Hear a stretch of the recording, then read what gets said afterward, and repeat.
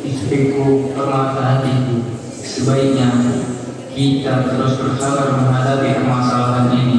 Janganlah engkau bermuram berdua, hatiku pun sedih melihatnya. Suamiku, mengapa hingga kini kita belum juga dikaruniai keturunan? Siapakah kelak yang akan meneruskan tampuk kepemimpinan kerajaan ini jika kita sudah tiada lagi di dunia? Istriku, kita harus terus bersabar menghadapi keadaan ini. Tentu Tuhan tidak akan menimpakan permasalahan yang tidak dapat kita tanggung selesaikan.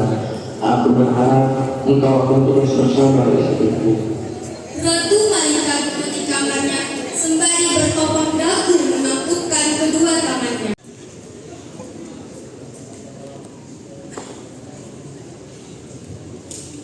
Jadi, bagaimana seharusnya Dayak? Apa yang harus kulakukan? Untuk makan pun aku tak bernafsu lagi. Harus bagaimana sekarang? Ampuni hamba tuanku, ini adalah makanan kesukaan ratu. Alangkah mubazirnya jika makanan ini tak dimakan.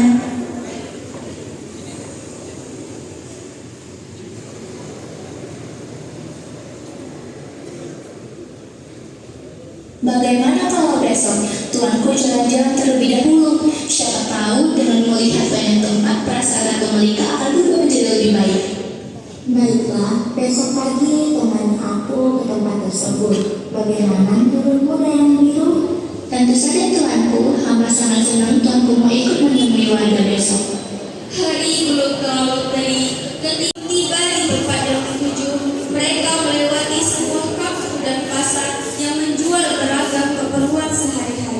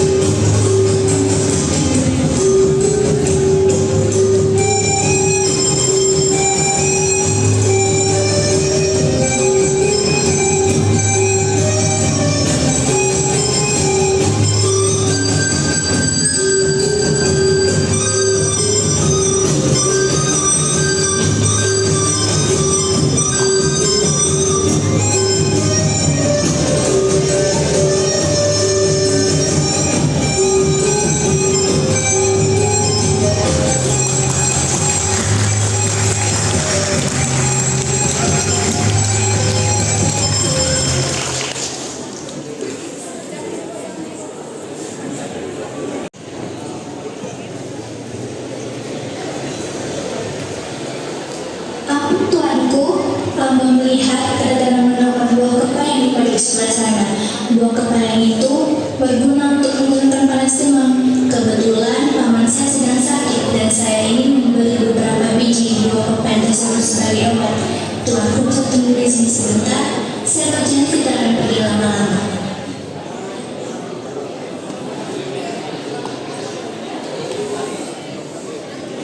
Maaf, siapa gerangan dirimu, wahai kakek tua? Bersama mengisahkan Ratu Malika jalan-jalan dengan daripada racun sebelum hujan. Ini tentu baik bagi kesehatan.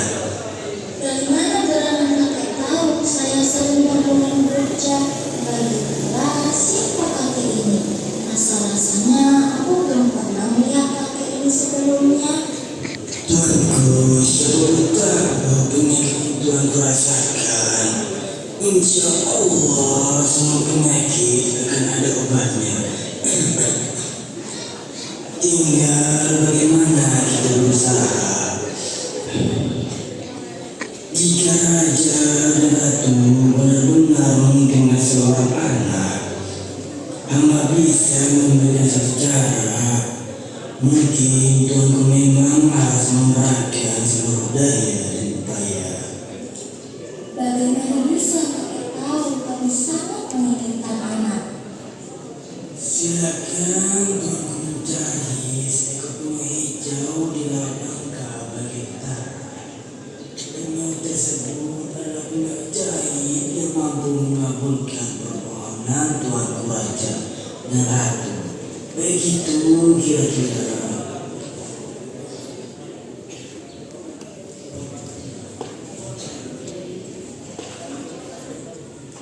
Tuanku, mengapa berdiri belum masuk saja?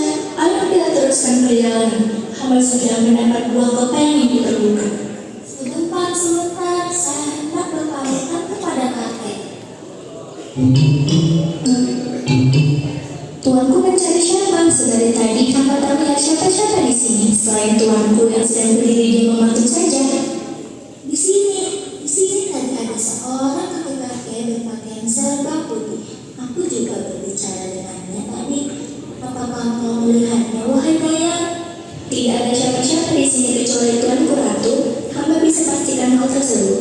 Setelah balik ke istana,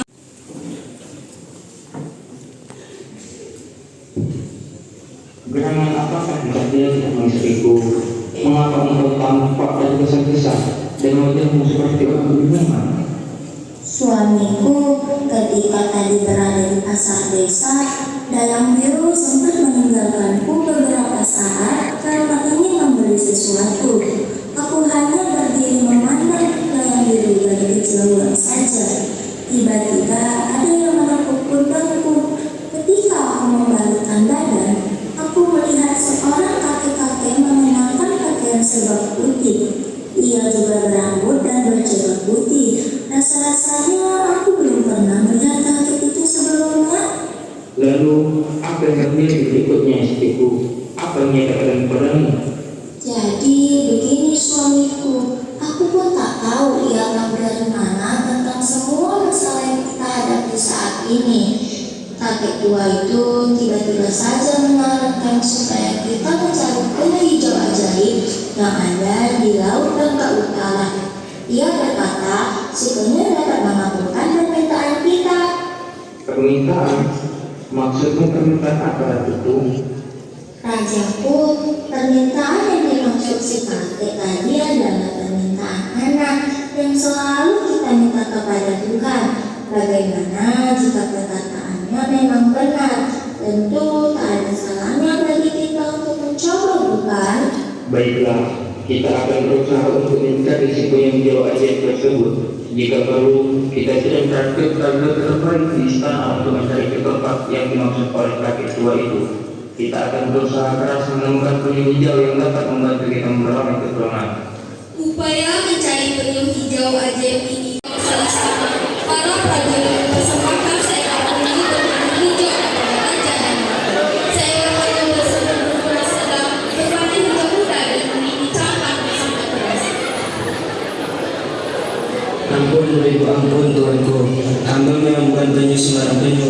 Hamba akan mewujudkan keinginan tuanku untuk segera memiliki keturunan. Bagaimana caranya, wahai penghijau? Bagaimana caranya? Tuanku, ambillah permata hijau ini. Jika tuanku menggunakannya, saya semua kamu orang Tuhan akan dikabulkan Tuhan. Dan jangan lupa untuk selalu berdoa kepadanya supaya keinginan tuanku untuk memiliki anak segera dikabulkan.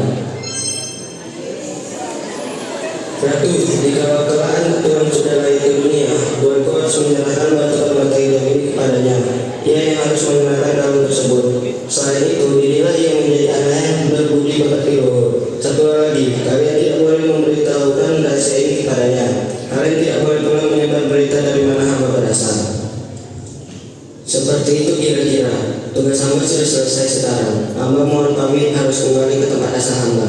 Cahaya putih kemudian meliputi si puyuh hijau, mulai dari cangkang hingga di waktu berlalu.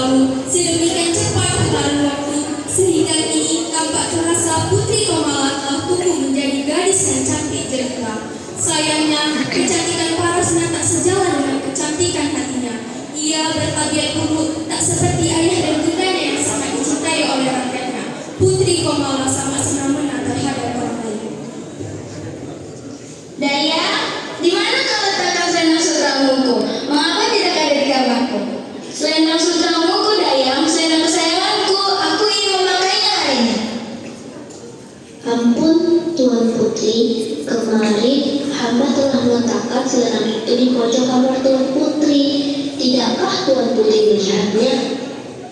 Kalau aku melihatnya, mengapa aku harus teriak-teriak ke sana kemari? Ampun Tuan Putri, mari hamba bantu mencari selendang saudaramu itu.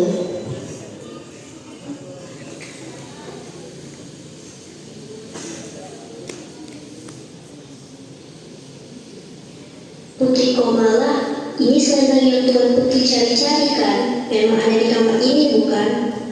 Tak berapa lama, dayang biru berhasil pepohonan tidak terkena embusan angin malam.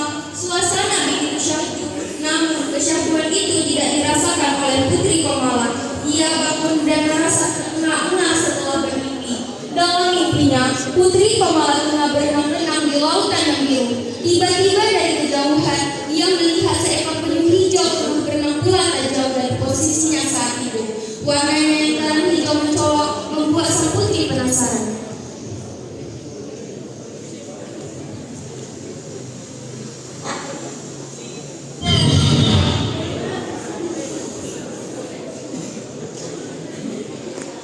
Kiranya aku harus mendapatkan penyu hijau itu untuk dijadikan peliharaan. Keesokan paginya, Baginda Hashim Ayahanda, Baginda sedang bercengkrama. Ayahanda, ibunda, hamba ingin berbicara sebentar. Ada apa kegerangan anandaku? Apa yang hendak kau bicarakan? Tampaknya serius sekali. Aku ingin memelihara seekor penyu hijau, Ayahanda. Aku bermimpi melihat seekor penyu hijau yang tengah berenang di lautan. Warnanya indah sekali. Aku ingin memilikinya dan menjadikannya sebagai peliharaan. Kau sungguh aneh putriku. Permintaanmu begitu berat. Di mana kiranya kita bisa menemukan penyu hijau seperti yang ada dalam mimpimu itu?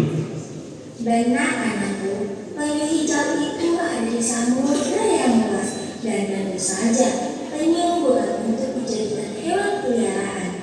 Kau bisa meminta hewan lain untuk kau pelihara. Mau apa saja boleh, asal jangan penyu hijau. Kita tak tahu di mana bisa mendapatkannya. Ayolah ayah, bunda. Aku mau penyu hijau. Aku mau penyu hijau. Aku hanya mau penyu itu. Aku tak mau yang lainnya. Pokoknya harus.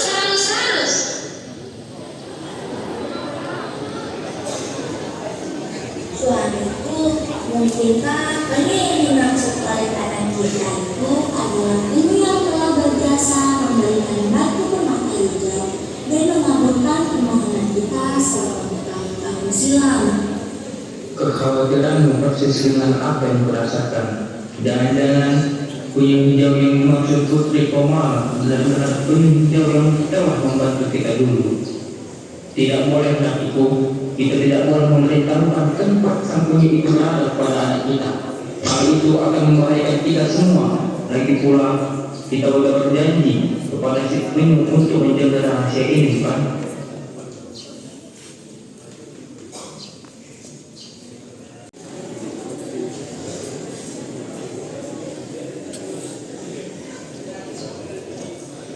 Rajaku, ratuku, Putri tidak mau makan. Aku sudah membawakan makanan ini, tetapi Putri menolak. Dia bilang dia hanya ingin penyu hijau itu.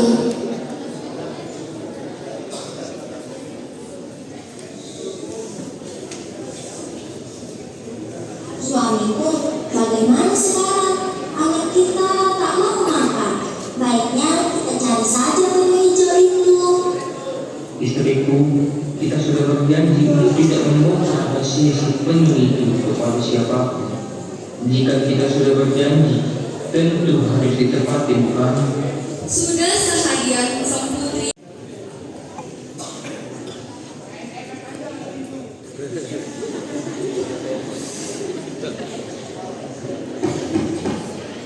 Tuan Putri, ayo makan. Aku tidak mau makan. Aku tidak mau makan. Aku hanya ingin penyu hijau itu.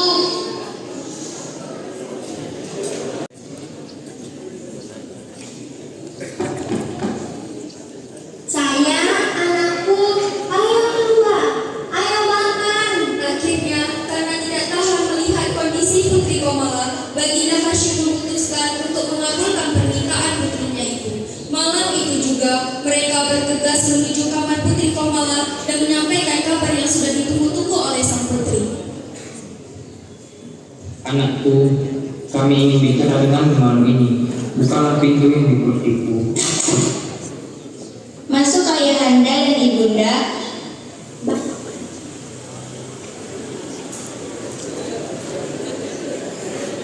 Baiklah anakku, kami telah memutuskan sesuatu. Kita akan mencari penyu hijau itu bersama-sama. Ayahanda tahu dari mana bisa menemukan penyu hijau itu. Namun, ada syarat yang harus engkau penuhi.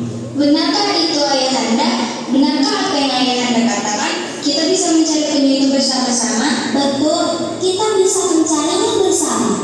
Tapi dengan satu syarat, kau harus jadi anak yang baik dan patuh. Kau harus makan dengan teratur.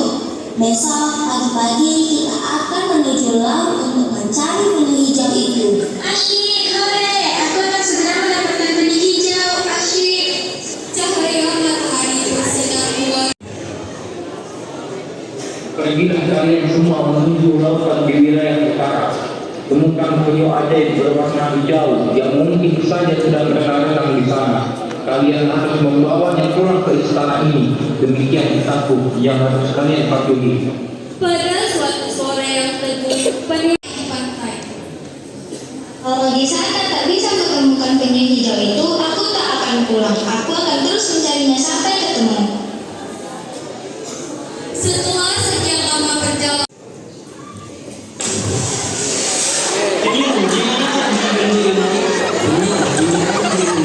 bergulir sedemikian cepat hingga tak terasa matahari.